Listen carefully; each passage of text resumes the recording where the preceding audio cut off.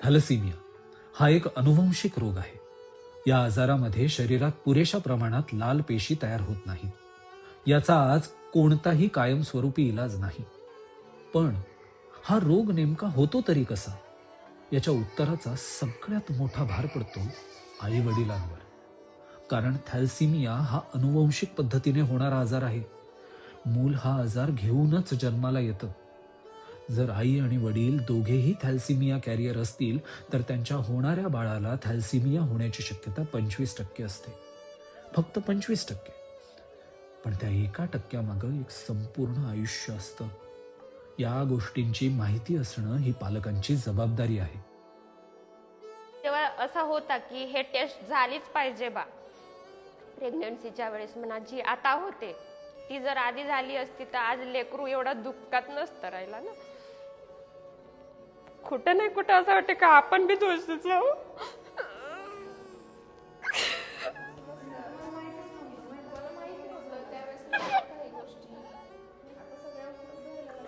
जेव्हा जेव्हा तिचा त्रास होतो ना तेव्हा तेव्हा नको वाटतं.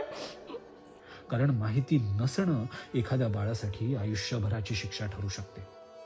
थॅलेसिमिया असलेल्या मुलांना ठराविक दिवसांनी रक्त चढवावं लागतं. दर महिन्याला, बऱ्याचदा आयुष्यभर. ही मुलं इतर मुलांसारखं मुक्तपणे खेळू शकत नाही, धावू शकत नाहीत. थकवा लवकर येतो, श्वास पटकन फुलतो.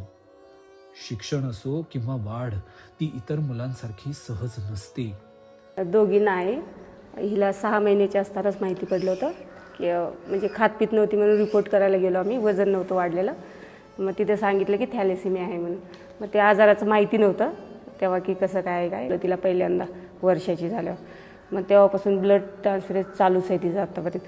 कधी 2 महिन्याला लागत होतं, आता 21 दिवसाला चालू आहे ब्लड. आणि औषध गोळ्या चालू आहेत. उशीर झाला तर मग चिडचिडपणा करते, डोळे सूज येतं, जेवण कमी करते, हातपाय दुखतात तिचे. फिजिकल ॲक्टिव्हिटी कमीच होती तिची. शाळेत जाती, कधी नाही गेली तर नाही बी जात, फक्त एक्झामला जाते शाळेत. म्हणजे शाळेत गेली की थकवा जाणवतो तिला, मग घरीच असते ती जास्ती करून. ही मुलं जड शारीरिक हालचाली करू शकत नाहीत आणि हळूहळू त्यांचं संपूर्ण आयुष्य त्या रक्ताच्या बॅगवर अवलंबून राहतं. त्यांचं आयुष्यच खूप मोठं नसतं आणि ते आयुष्य सुखकरही नसतं. जे आपण सहज जगतो ते आयुष्य ही मुलं फक्त पाहत राहतात.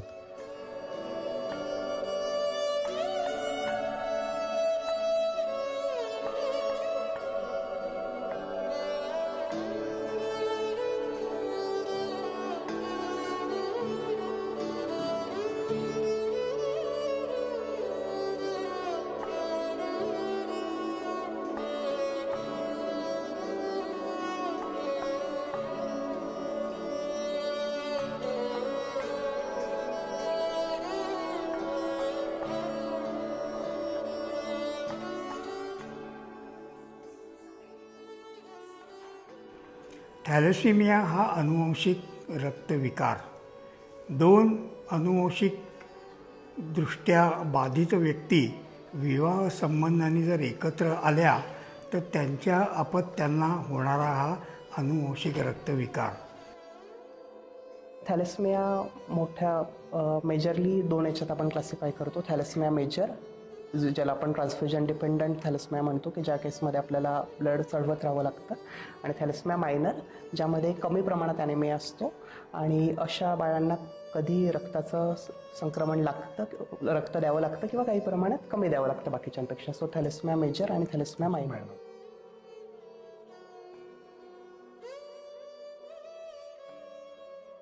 एका रक्तसंक्रमणाची शासकीय किंमत साधारण 1,500 रुपये. नॅट टेस्टिंग केलं तिथे जाते 2,000पर्यंत. हा सगळा खर्च वारंवार करणं कुठल्याच थॅलेसिमियाग्रस्ताला शक्य नाही. पुन्हा एका घरामध्ये एकापेक्षा अधिक थॅलेसिमियाग्रस्त असू शकतात, कारण हा अनुवंशिक रोग आहे. यायचा जायचा खर्च भरपूर व्हायचा, तिथे राहायला लागायचं 2 दिवस. आता मुंबईला जाणं येणं असतं, महिन्याला 2 महिन्याला जाते मुंबईला. नहीं तो मग नाइट जाना झालं तो मैं तो प्राइवेट में 1,500 रुपये घेतात चढवायला. पूरा खर्चा आता है 3,000-3,200 का आता है एक महीने में. त्याचा फायदा झाला बऱ्यापैकी तर झाला ना. पैसे असतात नसतात तर तेवढा तरी फ्रीमध्ये होतो ना. परत आम्हाला गोळी पण फ्रीमध्ये भेटतो डेसिरॉक्सची, ती पण 1500 रुपयाला आहे, विकत घेतली तर 1500 रुपयाला, ती पण आम्हाला फ्रीमध्ये भेटते. ब्लडची बॅग पण 1300-1400 रुपये बॅग घेतात, ती पण फ्रीमध्ये भेटते. महाब्लड बँक सेंटर आपलं आहे. इथं आपण थॅलेसेमियाचे पेशंट असतात त्यांना ब्लड ट्रान्सफ्युजन देतो. ब्लड बॅग पण आपण फ्री देतो आणि ब्लड ट्रान्सफ्युजन पण फ्री देतो आणि ज्या मेडिसिन्स लागतात ते पण आपण इथं पेशंटना आणि त्यांच्या रिलेटिव्हला देतो.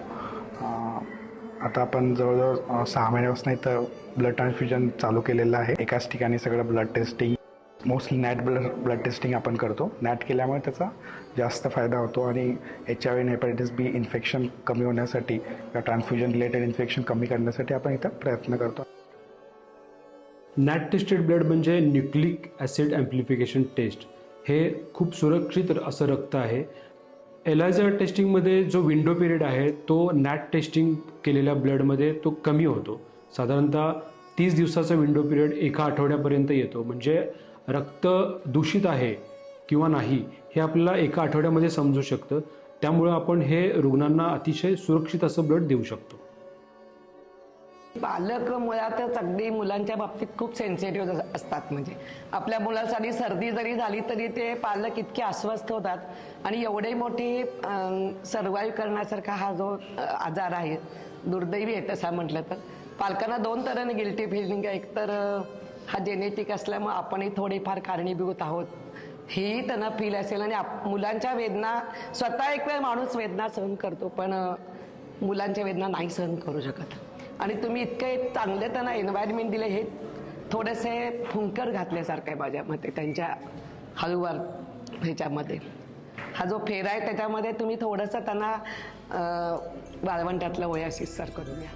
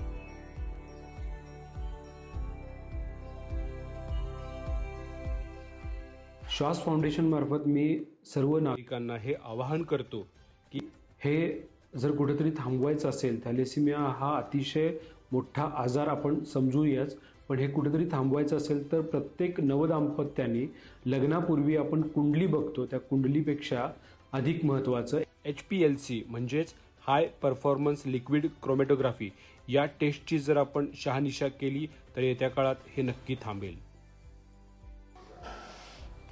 तेच एवढाच आहे का जसं आपल्या मुलाला आहे ना तसं दुसऱ्याच्या मुलाला नको व्हायला पाहिजे कडे. चला तर मग थॅलेसिमिया फ्री इंडियासाठी एकत्र येऊया.